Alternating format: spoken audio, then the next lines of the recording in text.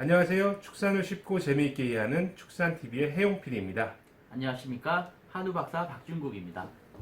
네. 지금 거세를 하고 있는데 안성에 있는 목장에서 요 거세를 하는 영상으로 우리가 처치를 할 때 어떻게 보정하는 방법이 쓰이는지 소 묶는 법을 여기서는 조금 더 자세하게 실전으로 보실 수 있습니다. 자, 저기 수의사님이 보이는데 저게 주사기죠? 네, 마취제인가요? 마취제? 마취제를 이제 투여하는 겁니다. 투여를 하게 되면 약 한 5분에서 한 10분 사이에 네. 마취가 되겠죠. 네. 근데 그 예전에는 제가 옛날에 한 15년 전에 그때쯤은 여기를 이제 거세하는 거를 쫓아다녔었는데 네, 그때는 보면은 주사기를 들고 뛰어다녔어요. 주사기만 들고 네네, 소 뒤로 소 옆으로 살금살금 다가가서 네, 찌르고 도망가고. 근데 네네. 저 막대기는 굉장히 유용한 것 같네요. 네, 저 용도로 만들어졌나 봐요. 뭐 근육 주사하기 때문에 뭐 네. 따로 뭐 정맥 주사나 뭐 그런 방법이 아니게 근육 주사라서 엉덩이 쪽에 바로바로 찔러서 누를 수 있게끔 아주 유용한 방법입니다. 일단은 이제 거세를 할 소들이 많다 보니까는 옆에 칸도 지금 누워 있는 거 보니까는 주사를 맞았나 보네, 그죠? 네. 네. 보니까 소가 개월령이 좀 더 큰 것 같아요. 지금 사진에 그림 저기 동영상에서는 한 최소 한 12개월은 되지 않을까 보여집니다. 12개월이면은 거세하기 너무 늦은 연령 그렇죠. 아니에요? 늦은 원령이고 예. 저렇기 때문에 거세하기 불편하고 이렇게 소가 크기 때문에 네. 저렇게 한 공간에서 이렇게 마취를 저렇게 한 다음에 하는 방법이고요. 저 소가 크면 클수록 위험하니까, 그죠? 그렇죠. 힘이 세고 네. 무게가 많이 나가고. 금방 신호가 오네요. 마취를 했는데 그렇습니다. 술 취한 것처럼. 예. 주저앉네. 주저앉죠. 예. 힘이 풀리니까. 예, 뒷다리부터. 왜 저렇게 모여 있는 거죠? 힘들어서 지탱하려고 그러나? 의지하려고 서로?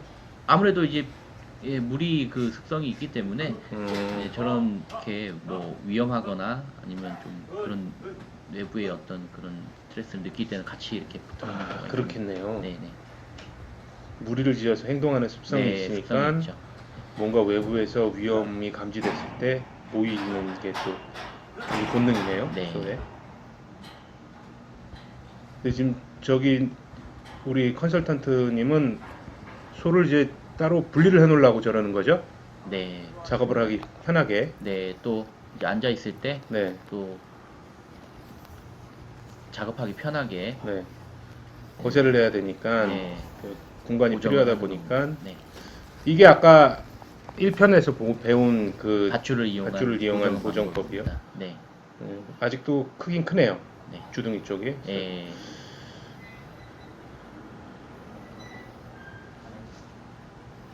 눈알이 제 눈알이랑 비슷해갖고 제 밧줄로 누르니까는 내 눈알을 누르는 것 같아.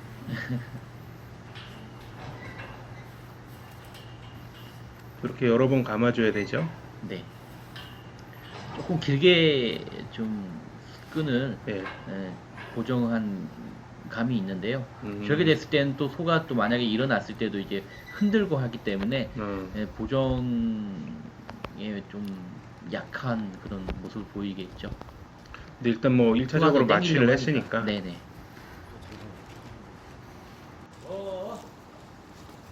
이 소리가 나면은 소들이 겁을 먹고 좀 움직이나 봐요. 그죠? 그렇죠.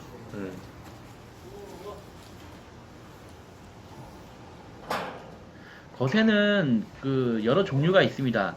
그 외과적으로 일반적으로 메스를 이용해서 네. 고환을 절개하는 방법이 있고요. 네. 두 번째는 이제 버디조를 이용하는 방법이 있습니다. 정색이라고 해서 네.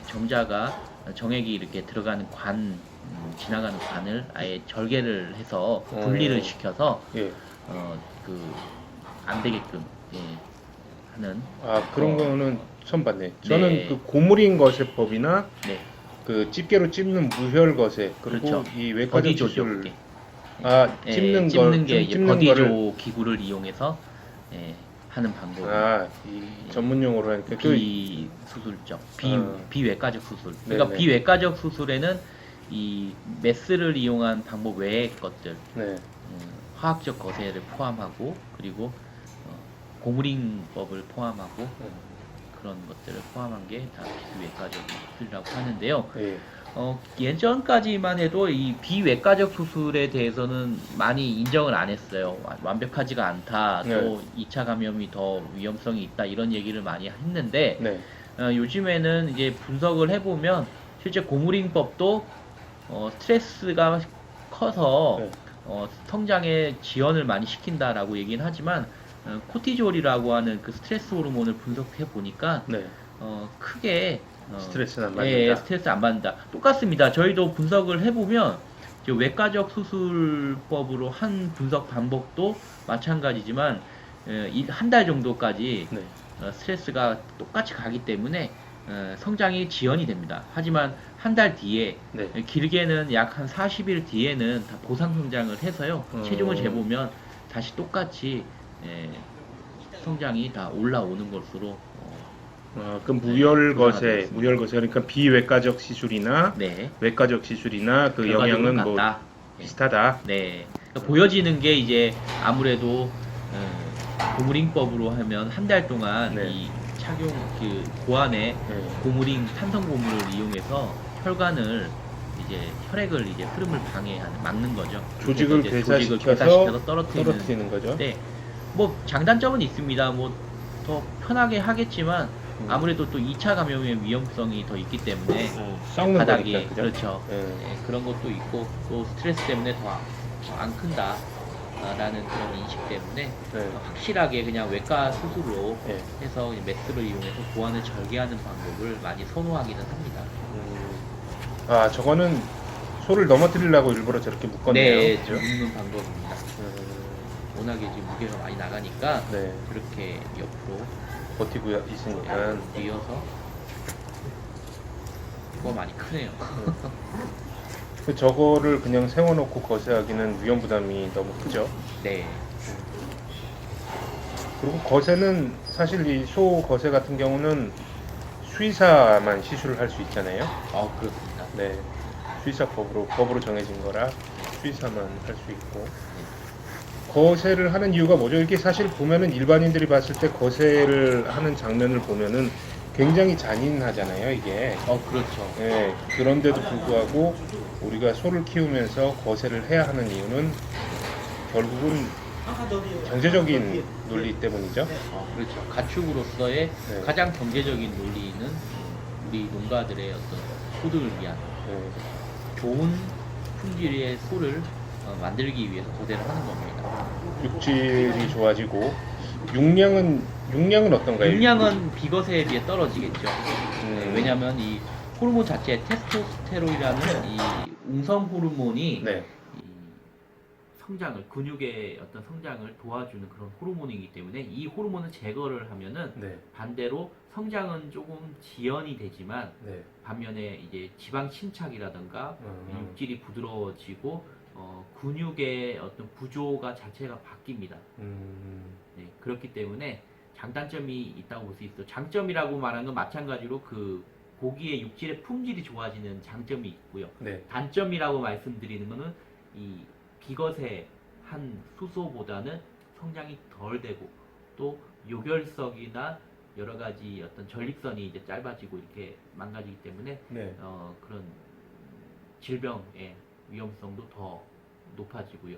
또 한 가지가 또 지방이 또 침착이 되는데 육질도 좋아지지만 등지방 독계나 이런 다른 불가식 지방이죠. 필요 없는 지방도 같이 올라갑니다. 그래서 그런 장단점이 있는데 뭐 그런 것들을 다 감안한다고 하더라도 거세를 하는 게 더 이익이기 때문에 거세를 일반적으로 거의 90%, 95%는 거세를 합니다. 그럼 나머지 5%는 왜 거세를 안 할까요? 사육하면서 귀찮으니까? 아니요, 그렇지는 않습니다. 귀찮다고 해가지고 굳이 아니면 시기를 어렵지 놓쳤거나? 않은 그럴 수도 있겠죠. 일반적으로 거세를 안 하는 경우는 종모로서 뭐 탈락 축에 대해서 너무 늦은 시기에 또 거세를 해더라도 큰 의미가 없기 때문에 그대로 그냥 비거세로 가는 경우도 있고요. 아, 때를 맞춰서 거세하지 그렇죠. 않았을 경우에는 네. 거세를 한 효과가 없다. 네. 일부에서는 네. 그런 경우도 있습니다. 식육 판매점이나 아니면 계약 단계에서 우리가 그냥 한우고기라고 하는 그냥 그 명칭만을 위해서 양념육으로 하기 위해서는 그냥 비거세를 하더라도 거세를 하지 않더라도 육량만 높으면 고기만 많으면 되니까 그런 어떤 계약 관계에 의해서 그냥 비거세로 아예 이렇게 가둬놓고 키우는 경우도 있습니다. 일부죠.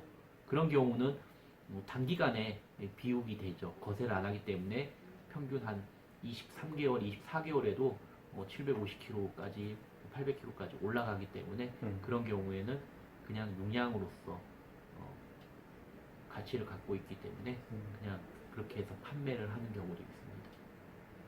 근데 암돼지보다 숫돼지가 네.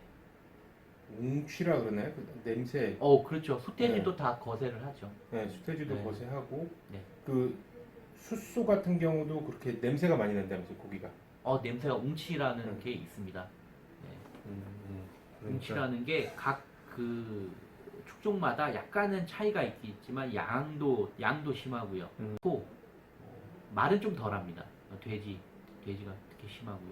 특히 이 배합 사료죠, 공유 사료를 많이 먹었을 때는 조금 덜한 경우도 있고 품종에 따라 차이는 있겠지만 목초, 풀을 먹었을 때 특히 더 그런 풀 냄새를 포함해서 웅치가 더 나는 경우가. 풀을 많이 먹게 되면은 냄새가 좀. 예, 나요. 암소도 마찬가지로 그렇게 냄새가 우리 그 호주산, 미국산 먹을 때 특히 네. 그런 맛이 한우와 다르게 조금 맛이 다르다고 얘기를 하잖아요. 그게 지방이 물론 적어서도 그렇지만 특히 한우보다는 풀을 더 많이 먹기 때문에 맛 자체가 조금 고소한 맛과 그러면 그 풀 냄새가 사고라도 영향을 미치나요? 그 예전에 그 인터넷 찾아보니까 네, 우리 한우 사골 같은 경우는 이렇게 뼈 안에 네, 그 지방 같은 게 있잖아요. 네, 그게 하얀색이에요. 네. 근데 호주산이나 미국산 같은 경우는 안에 보면은 네. 약간 누르스름해요. 그래서 네. 끓여서 네. 지방을 건져봐도 지방 색깔이 약간 노래 그쪽 게. 그렇죠. 네. 아무래도 사료에 따라서 먹는 게 뭐냐에 따라서 다르기도 하고요. 그리고 호주산 같은 경우 덜 우러납니다. 비육 기간이 짧기 때문에. 비육 기간이 길다고 해서 무조건 많이 우러나지는 않고요. 우리가 비육 기간이 정해져 있죠. 어느 정도 30개월에서 뭐 28개월 요 사이에 또 30개월 넘어가는 것도 있지만 일반적으로 30개월 전후로 비육을 시키는 경우는 사골이 많이 이렇게 많이 우러나고 최고로 건강한 그런 뼈가 건강한 시기고요. 저번 시간에도 말씀드렸지만 번시구 같은 경우에 새끼를 많이 출산한 경우 하는 경우에는 이 뼈에 있는 영양소들이 다 빠져나가겠죠. 그렇죠.